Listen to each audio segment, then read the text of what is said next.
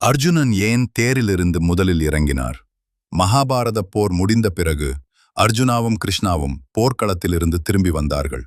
அப்போது திடீரென்று கிருஷ்ணர் சொன்னார், அர்ஜுனா, நீ முதலில் தேரிலிருந்து இறங்கு.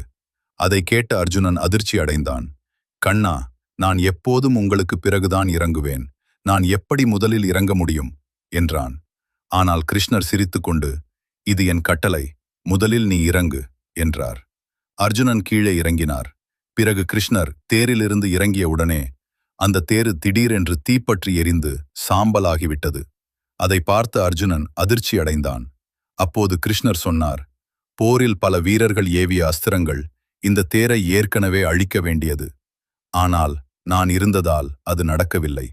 அதனால்தான் முதலில் நீ இறங்க சொல்லினேன். இந்த கதை நமக்கு சொல்லும் உண்மை, கடவுள் நம்முடன் இருந்தால் பெரிய ஆபத்துகளும் நம்மை தொட முடியாது.